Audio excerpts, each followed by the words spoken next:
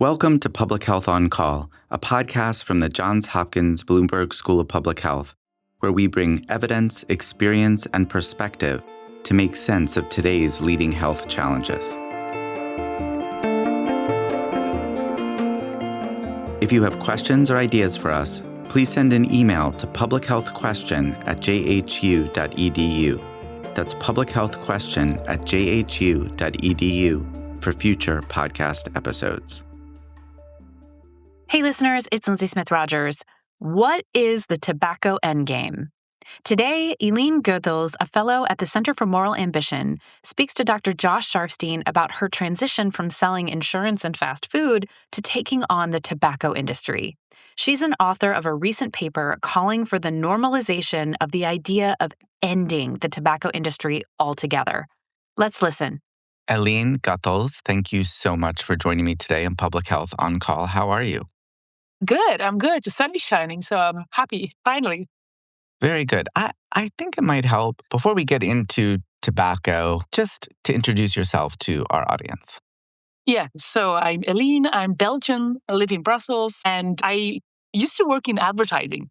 I used to work there for over 14 years now, and 2 years ago decided that selling or making car campaigns or insurance campaigns or fast food campaigns was not the legacy that I wanted to leave on this planet, and decided to, in a way, transition my career or try to transition my career into something that is more meaningful. It was more of a life question I was having at the time.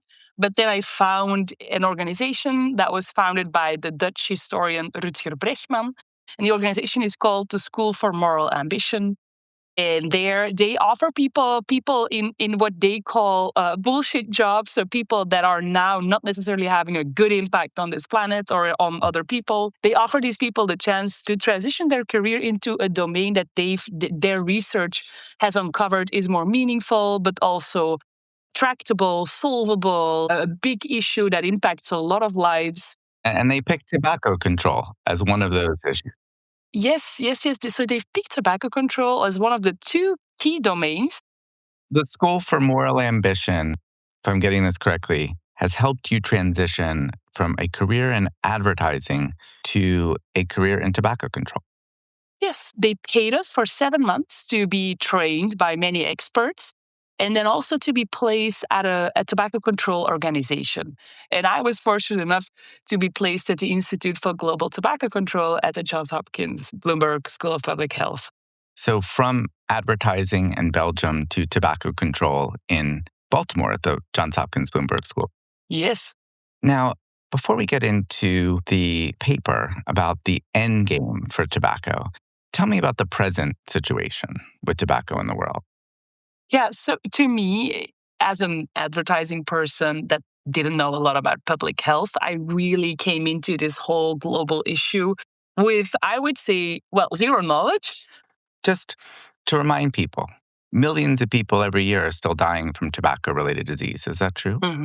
7 million people, of which a little over 1 million people that don't even smoke themselves. So people that were exposed to secondhand smoke, which is, in my opinion, crazy. And the tobacco industry is still pretty powerful. How big an industry is that? I remember at a certain point, I had the same question where I was like, I need to understand the scale of the tobacco industry. And after some calculations, they are $880 billion industry, which is a large number. So we've got a huge industry still causing an enormous amount of harm.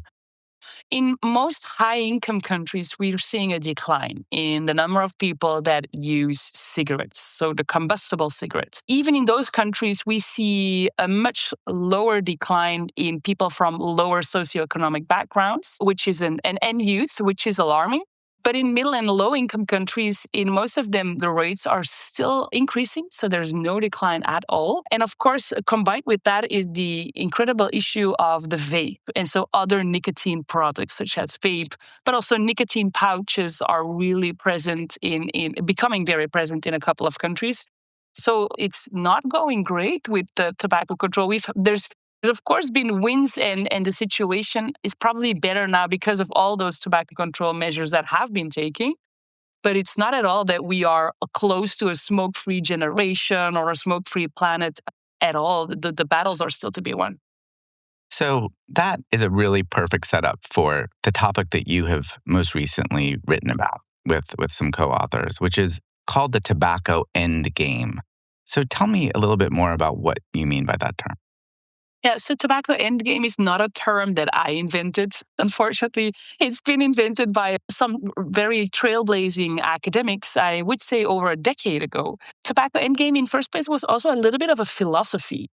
When we talk about tobacco, we often talk about tobacco control, which means controlling what is happening, controlling the actions of the industry, controlling the smoker, making it more difficult to smoke in all sense, so increasing the price or making sure people don't smoke inside. And those are all really great measures that have brought us to where we are today, but they're still aimed at controlling the issue, so managing the tobacco industry. And so tobacco endgame is a different thinking that says, why are we all focusing our time on managing an industry that's pretty much unmanageable because they will always put profits first and regardless the addiction that it brings. And so Tobacco Endgame wants to eliminate the tobacco industry. Of course, we all know from today to tomorrow, we will not end the industry as a whole. We need to be clever about it and we need to gradually decline the power they have over markets, over society, over our economy.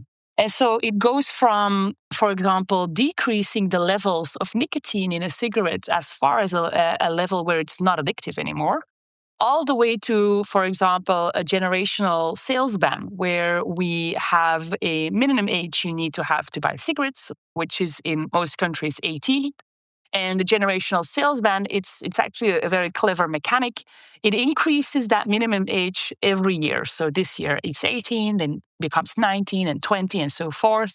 And then at a certain point, you will have the situation where only 50 plus year olds can buy cigarettes and teens and people in their 20s are very far away from ever being able to purchase these products. So there are a whole bunch of ideas that fall under this umbrella of tobacco endgame. And are people pursuing them? Is this a kind of thought experiment? Is it kind of a daydream? Like, where has this concept evolved to? Yeah, and so that's a really good question because it's actually a little bit the core of the report I ended up writing because it's not a daydream. To me, it also sounded like a daydream at first, but then I discovered that there are lots of countries, lots of jurisdictions really working towards that tobacco endgame and specific policies. So, for example, that generational sales ban I just spoke about has been implemented in the Maldives and is on the political table in a couple of countries. But what we've noticed, and I've also noticed this in interviews that I did with experts, is that it's actually a pretty practical plan, that tobacco endgame. There are policies, it's been well researched, but what's lacking at the moment is more the awareness that the industry elimination is not a dream. And so in my report, for example, one of my recommendations is don't use the word radical or don't use it as a dream or a philosophy. Like, let's not use those words anymore, but let's go for realistic or plan or strategy because these things are there. So it sounds like you're now still in the advertising business a little bit, but you're trying to advertise the concept of a tobacco endgame so that people do think that it's realistic, that 7 million people don't have to die every year. What is part of that advertising campaign? Yeah, so that's a good call. Indeed, I think that's also what allowed me to write this report because I kind of brought that outsider advertising perspective to this issue. So yeah, the report is filled with 14 recommendations of how can we improve, and I called it the normalization of tobacco endgame. So how can we all think about it more? How can we all think it's something normal? It's something that's the next step for tobacco control, which is where we need to go. And so there's a bunch of recommendations. But for example, as I said, not call it radical is one of them. But then another one that I think we've sometimes forgotten as tobacco control field is to really highlight that tobacco endgame is, I call it a toolkit.